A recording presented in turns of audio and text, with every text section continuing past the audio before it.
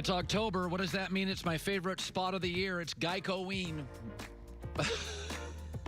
Don't be spooked by high rates in car insurance. Get a quote today at geico.com. Geico-ween. An ad executive probably laughed and giggled all the way home after they wrote that. They thought, I nailed it. Geico-ween. So Le'Veon Bell got released by the New York Jets. Let me unpack this a little bit, because I actually think he's been a good soldier there.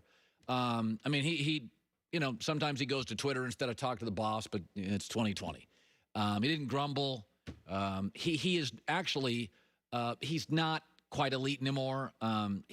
Next generation stats tell you since the start of last season, despite the fact the O-line's bad, they take that into consideration. He's kind of in the Todd Gurley class, the Peyton Barber, the Devontae Freeman. He's not what he used to be. Running backs get old. It's not just the Jets' offensive line. He doesn't have the burst. They were saying in camp he looks slow. The kid they drafted out of Florida behind him looks to have more movement. I like Le'Veon Bell. I've had him on the show. I think he's a gamer. But I think the cautionary tale of this, and the Jets put him out to 31 teams. They just wanted a 7th-round pick. They couldn't get it. So there's no market for him. Very interesting. Antonio Brown, in my opinion, was the best receiver in the NFL when he left Pittsburgh. His career's over. Le'Veon Bell was a top 3 running back. He can catch it, he can run it, and his career is kind of like flattened out, right? Or it's over. I don't think it's over, but there's not much left. Take LeBron James out of it. Every athlete in America, take LeBron out of it. And you could say that occasionally for international soccer, for Ronaldo or a Messi. But for 99.9% of talk show hosts and athletes, where you land matters and who you're surrounded by really matters. Tucker Carlson's the hottest thing on cable TV. He was invisible for 10 years. I'm not sure. It's like witness protection. Where'd he go? He ended up on Fox News. Oh, a lot of people watch that. Now he's a star. He was invisible for 10 years. Bill O'Reilly was invisible for 10 years before he got there and had a 20-year cable run. The reality is, outside of LeBron James and maybe Oprah, okay, where you land matters, who you're supported by. If you're a skill person in the NFL, do not leave Andy Reid. Take less money. If you've got Sean Payton, if you have Russell Wilson, if you have Aaron Rodgers, take a little less money. You don't leave Russell Wilson as a wide receiver. You shouldn't leave Aaron Rodgers. Don't leave Andy Reid. Do not leave Sean Payton. And don't leave the Pittsburgh Steelers. Antonio Brown had the perfect team. It was a top 3 offensive line and the best deep ball thrower in the league pre-Mahomes. It was perfect. I got my issues with Big Ben. Too much drama. Woe is me, Ben. Can still sail a ball over a running back in the flat like nobody else can. But on deep balls, and how do you throw deep balls if you have time to throw? Pittsburgh had a great offensive line. Le'Veon Bell had that style where he sat and he waited for the offensive. It was didn't look like any other running back. It was just perfect. For both of them, it was perfect. This is a franchise in Pittsburgh that has had 3 coaches since 1969. The Jets have had 3 in 6 years. Take LeBron James out. Le'Veon should have never left. AB should have never left. And I'm not saying it was all their fault. Big Ben's a handful. But, man, AB, to me, still should be the best receiver in the league. And Le'Veon Bell should still be a top 5 running back. They were magic. But you go to the Jets, you go to the wrong team, and it's amazing how often it can all unravel. 31 teams. Jets called reportedly all of them.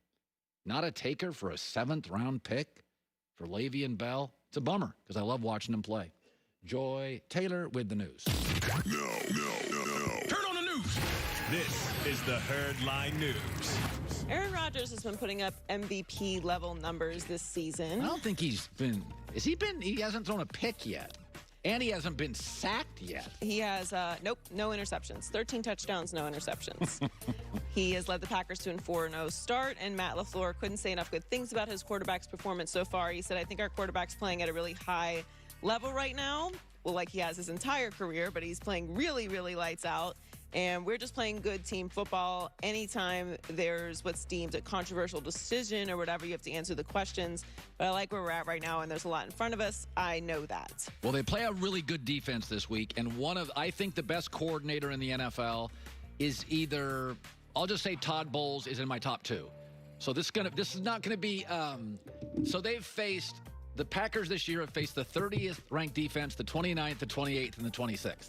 And now they face the 2nd. No, this will be a good test for the Packers. Real test for Green Bay. And I was very wrong about the Packers. Yeah. And it wasn't really that I doubted Aaron Rodgers, because I never doubt Aaron Rodgers. We didn't think they were going to be bad. We just didn't think they were going to be 13-3. No, and I thought that the controversy in the offseason with the draft and with Jordan Love and all of the questions that surrounded it, it just kind of felt like this might be the relationship between Matt LaFleur and Aaron Rodgers might not be as cheeky as as it appeared to be. They're saying everything's cool, but why is this happening? And yeah, they're playing amazing football right now.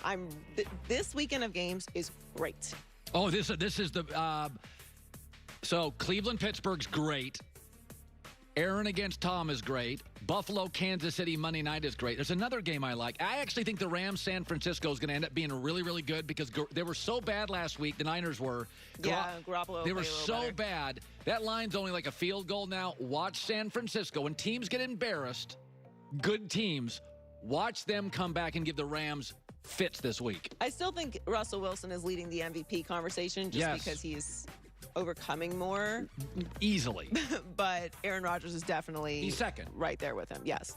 So the Eagles have the challenge of taking on Lamar Jackson and the Ravens this weekend, and defensive coordinator Jim Schwartz talks about how difficult it is to plan for a player as dynamic as Lamar Jackson.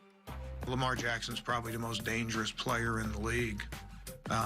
Because there are times you can do everything right on defense and can't catch him. I think that you got to have a resilient attitude when you play him, and you know that a playmaker like him is going to make some plays. You just have to limit his big plays. Yeah, that's a good way. Just don't let the previous play beat you again, because he's going to pop. He's going to burn you at some point. This is this looks like a loss for the Eagles. This is one of my blazing 5 picks. Is it? I like Baltimore a lot this weekend. Oh, okay. Yeah, they lost to the Steelers last weekend, obviously 38-29. But that's rough to go off of a loss like that to the Steelers into Baltimore. So the Eagles' schedule coming up. Obviously, they just lost to the Steelers. They have the Ravens. So they have the Giants week after that. So that could be a nice little get-back game. And then the Cowboys. That's in division game. I think Philadelphia is better than Dallas. I think their defense will decide that game. So I'd take Philadelphia over Dallas. Yeah, I do not. I disagree with you there. But then they play the Giants again, and then they have the Browns. So then it gets a lot more difficult after that. It's been a really rough start for the Eagles. And to come off of that Steelers loss into the Baltimore Ravens, who played great this last week, and obviously you have Lamar Jackson. I don't know. I'm thinking it could be a rough stretch for the Eagles. It's weird. I like a lot of great quarterbacks. I'm starting to see a trend in the NFL, and I've always loved underdogs, but man, there's a lot of favorites this week. There's a lot of Mahomes only has to give up a field goal here, and Lamar only has to give up a touchdown here. I don't know. I've always been a take the underdog guy, but you usually do. But you start looking around the league, and I despite what happened to Kansas City last weekend, I'm like. But there were a lot of blowouts last weekend. Yeah, I'll tell you something. We gotta revisit what Tennessee is, because Tennessee and Baltimore, to me, I don't see a big gap. They were really impressive. Missing last night. 8 players, 2 coaches, blew out a really good Buffalo team.